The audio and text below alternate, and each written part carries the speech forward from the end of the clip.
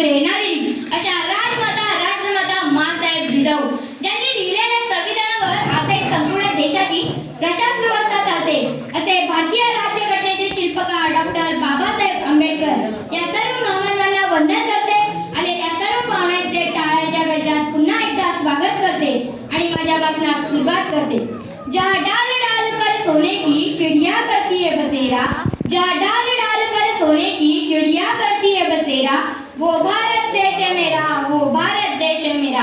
पश्चिमेला अथांग समुद्र, पूर्वेला हिमालयाची सावळी, दक्षिणेला स्वामी विवेकानंदांची कन्याकुमारी आणि भारत मातेच्या क्षीरपेचात मानाचा तुरा बोलल्यासारखे स्वर्गापुढे सुंदर असे काश्मीर.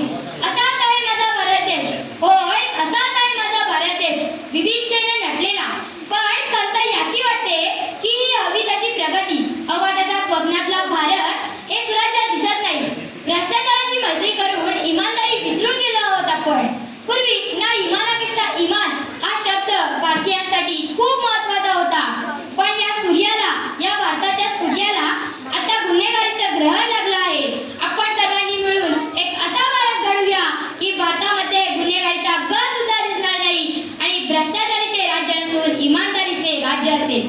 असा असेल आपण घडवलेला भारत. मित्रांनो, असा असेल आपण घडवलेला भारत. डॉक्टर APJ अब्दुल कलामांनी कल्पिलेल्या महासत्यवादाची वाटचाल करणारा.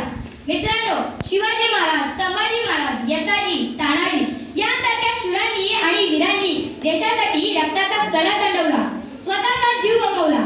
पण याच भारत देशातील युवा तरुणांनी पबजीसाठी स्वतःचा जीव गमावला. अरे, डोळे असून आंधळ्यासारखे मागणाऱ्या आणि तोंड असून मुक्यासारखे जगणाऱ्या या युवा पिढीला अजूनही कोणाचा भय आहे? मोबाईलच्या अतिवापरामुळे घराचं कधी थिएटर झालं आणि आयुष्याचा कधी सिनेमा झाला हे देखील समजलं नाही. म्हणूनच आज खरी कथा मला शिवरायांना सांगावीशी वाटते. राजा सुपारीच्या काटाचं सुद्धा व्यसन नव्हतं तुम्हाला, राजा सुपारीच्या काटाचं सुद्धा व्यसन नव्हतं तुम्हाला. स्वराज्यासाठी नाही, अहो स्वराज्यासाठी नाही तर पिढीसाठी आणि पुढीसाठी आजचा युवक मरायला टेकला आहे.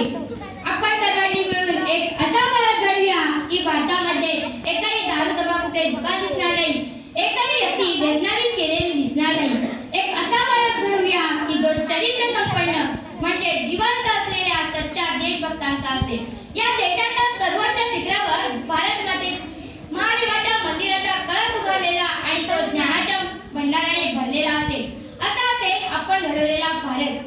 मित्रांनो, भारत मातेचा देश आपला, लक्ष्मीबाईंचा देश आपला. पण या देशात स्त्रियांना सन्मान असेल, कुठलीही नाजूक कळी तुटली जाणार नाही आणि कोणत्याही मुलीकडे वाकड्या नजरेने पाहण्याची कोणाची हिंमत होणार नाही. या उलट कल्याणच्या सुभेदाराच्या सुनेकडे पाहून छत्रपती शिवराय म्हणाले होते की अशीच असती माता आमची सुंदर होती तर आम्हीही सुंदर झालो असतो.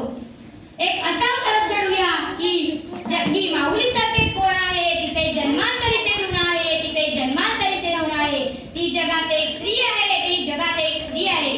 शेवटी विषयाची सांगता करता मी एवढेच म्हणेन, एक असा भारत घडवूया की जेथे स्त्रियांना सन्मान असेल, कुठलीही नाजूक कळी तुटली जाणार नाही आणि कोणत्याही मुलीकडे वाकड्या नजरेने पाहण्याची कोणाची हिंमत होणार